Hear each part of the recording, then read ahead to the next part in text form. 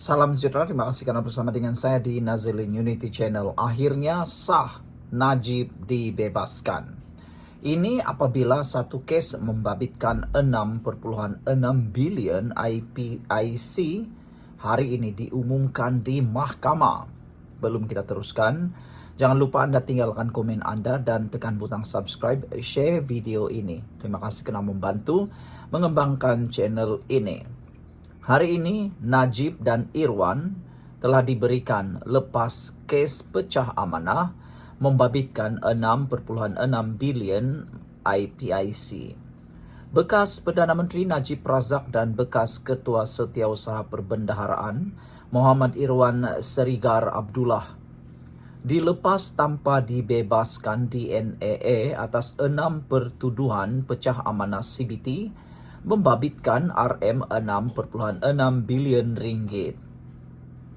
Mahkamah Tinggi Kuala Lumpur hari ini membenarkan permohonan DNAA pasukan pembelaan berikutan kegagalan pihak pendakwaan menyerahkan beberapa dokumen sulit yang penting kepada kedua-dua tertuduh untuk persediaan pembelaan mereka.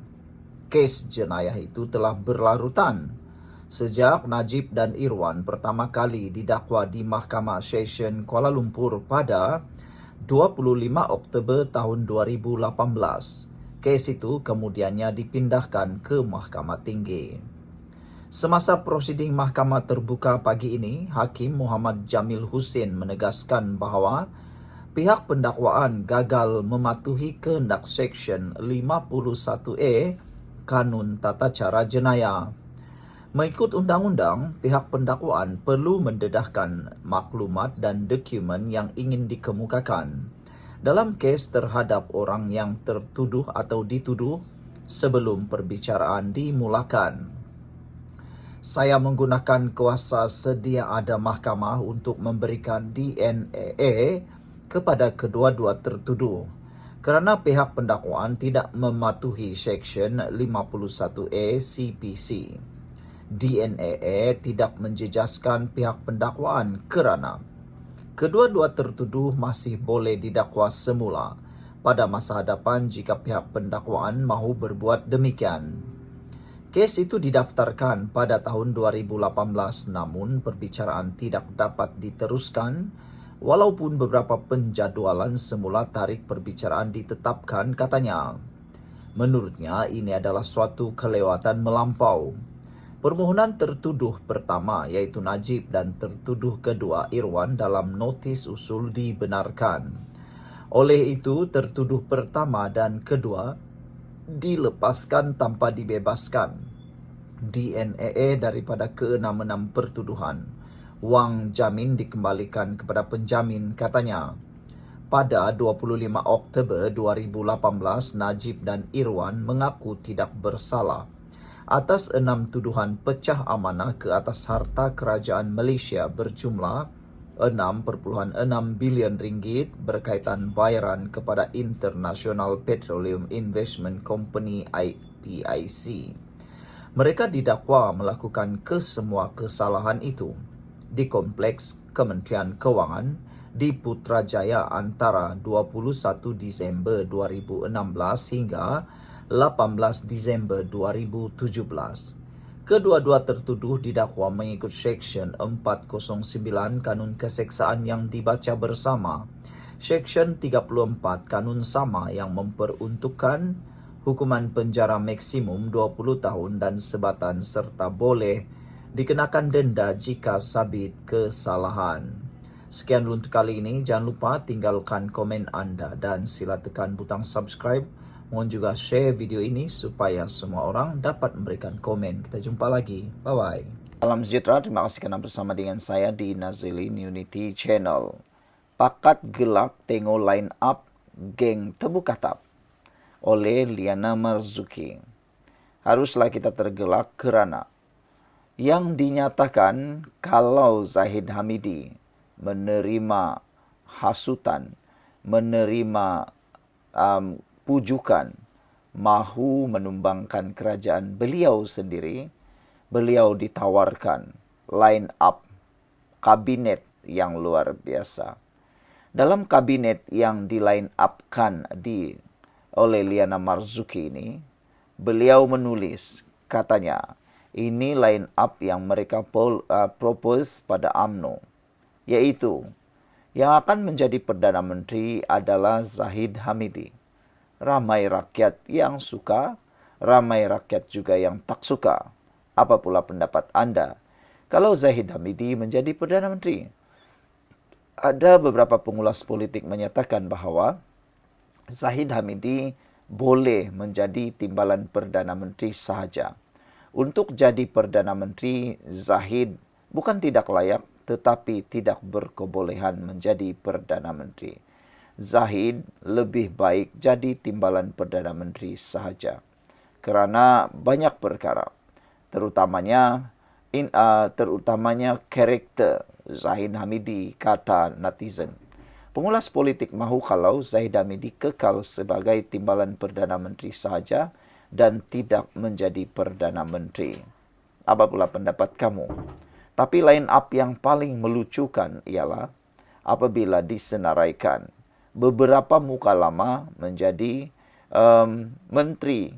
Kalaulah Zahid Hamidi bersedia bersekongkol dengan pembangkang, menjatuhkan kerajaan sekarang, menjatuhkan Anwar Ibrahim. Mereka menyenaraikan, propose kepada UMNO ialah timbalan Perdana Menteri Samsuri, ahli parlimen PAS, dan Menteri Besar Terengganu sekarang. Yang ini bolehlah terima. Bolehlah kita terima. Ramai yang netizen yang kata, okeylah, kerana prestasi Samsuri yang bagus dan pekerjaan Samsuri yang lebih baik berbanding yang lain. Tetapi yang menjadi lawak jenaka, gelak ketawa, tengok line up ini ialah apabila diproposkan Menteri Keuangan Razi Jidin. Yang ini memang agak lucu kerana anda pun masih ingat Razi Jidin pernah menjadi menteri. Menteri apa anda tahu? Menteri itu, waktu itu, banyak perkara yang melucukan berlaku. Banyak sekali. Itu kan pula mau menjadi Menteri Keuangan. Entahlah, siapalah yang mencadangkan Razi Jidin ini menjadi Menteri Keuangan. Bolehkah beliau memegang tanggung jawab ini pun tak pasti. Saya tidak ingat siapa yang pernah mencadangkan mencetak uang banyak-banyak. Saya pun tak ingat. Tapi kalaulah ada idea seperti itu timbul daripada Razi Jidin lagi, atau dia jadikan cadangan yang lebih pelik, itu memang pelik bin ajaib. Tapi ramai netizen yang gelak ketawa, tak mampu nak kata apa. Mereka tak tahulah nak cakap apa. Mau ketawa pun ada, sedih pun ada melihat kalau betul Razi Jidin menjadi Menteri Keuangan. Itu memang lawak yang terlalu lawaklah kata mereka. Manakala line up yang seterusnya ialah menyenaraikan Kementerian Dalam Negeri KDN yang mana dinyatakan line up-nya, propose-nya ialah Hamzah Zainuddin. Yang ini kita sudah tahu. Hamzah Zainuddin pernah memegang portfolio ini satu ketika dahulu. Agak cemerlang juga prestasinya. Tetapi ianya tercalar apabila ada kes membabitkan, kalau tak silap anak ataupun keluarga beliau yang mana membabitkan minyak masak cap piket. Yang itu mencalar sedikitlah. Mencalar sedikit prestasi baik yang ada pada Hamzah Zainuddin, Kementerian Dalam Negeri. Itu adalah line up yang menjadi gelak ketawa, menjadi gurauan troll di media sosial sekarang. Seterusnya dinyatakan pula ialah Menteri Pertanian dan Keterjaminan Makanan pula di line up-kan, disenaraikan atau dianugerahkan kepada Ronald Kiandi, ahli Parlimen Beluran daripada Sabah, timbalan naib Presiden Parti Bersatu. Saudara, Ronald Kiandi mempunyai prestasi yang tak pastilah nak bagi grade apa dalam kementerian. tapi prestasinya agak baik juga. Seterusnya, yang dianugerahkan menteri ialah timbalan yaitu Tuan Ibrahim Tuan Man untuk Menteri Agama, untuk Kementerian Agama. Jadi saudara-saudara, Tuan Ibrahim Tuan Man ramai juga yang gelak. Mereka ingat apabila kesilapan Tuan Ibrahim Tuan Man dalam satu kempen pilihan raya dahulu menyatakan ada calon yang ada ISO. Itu yang paling orang ingatlah. Selain itu ada satu lagi lawak jenaka, isi minyak dengan diesel. Waktu itu penyasaran minyak diesel berlaku. Apabila dia cuba troll kerajaan lah, ada cubaan daripada Tuan Ibrahim Tuan Man mentrol kerajaan, yaitu dia kata ada seorang penunggang minyak ditanya sorong motor kenapa sorong, dia pun kata minyak dah terlalu mahal, minyak diesel lah kan. Orang pun tanya, itu sebabnya. Orang hairan, sejak bila minyak motor atau motor di Malaysia ini ada yang menggunakan diesel?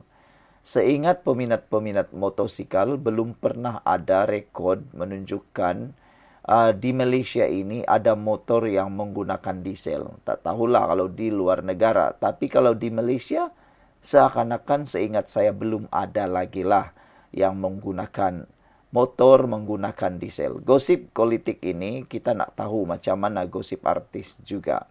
Excited setengah orang. Sama ada betul atau tidak, cakap-cakap mengenainya takkan sudah. Saya terima banyak gosip sebegini. Kadang mereka bagi pun ada agenda tersendiri. Kadang macam mereka nak buat smoke screen. Kadang nak game saya untuk push naratif. Dah tak berapa mudah ni. Bolehlah kita baca. Tidaklah naif mana. Sama ada betul atau gosip di atas, pada saya mudah. Hakikatnya kerajaan ini susah nak dijatuhkan lagi. Sebabnya pembangkang sendiri berantakan dan lemah. Walau kerajaan dapat grade D, pembangkang dapat grade F, kata bersih. Tunjukkan we don't have a better alternative. Tambah Agong Negeri Selatan di atas kayangan, mereka bolehlah terus berangan, pakat-pakat gelak. Kalau betullah ini line up-nya, pakat kita gelak jelah. Sebab nak kuasa, mereka sanggup nak angkat Perdana Menteri 47 kes yang mereka dok hentam sekian lama. Dari parti yang mereka jatuhkan ketika PRU 14 yang hairan, tidak ada pun Daniel dari pihak pembangkang. Paling kuat depa cakap dulu Anwar pun buat.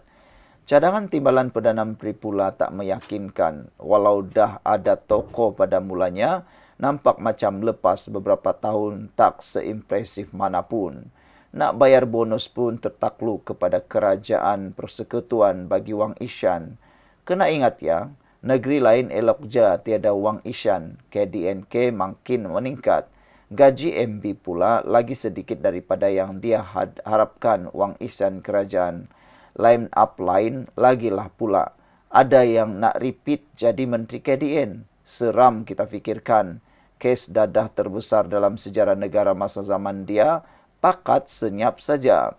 Segala cerita underworld terkeluar. Ada yang kata dia bakal Perdana Menteri Malaysia. Saya katakan minta simpang. Jadi ketua pembangkang pun tak memberangsangkan. Truth be told, fans sitters sudah benci geng tebuk atap. Hanya tak suba saja yang mengharap benda sama. Cuba-cubalah jolok sarang tebuan. Then you know the word of the people.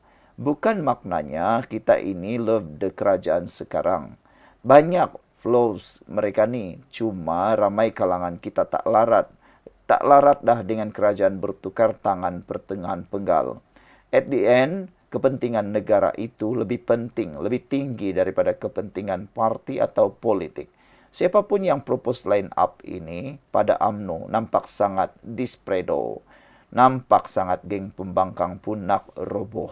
Sekian dulu untuk kali ini. Jangan lupa tinggalkan komen anda, tekan butang subscribe. Bye-bye.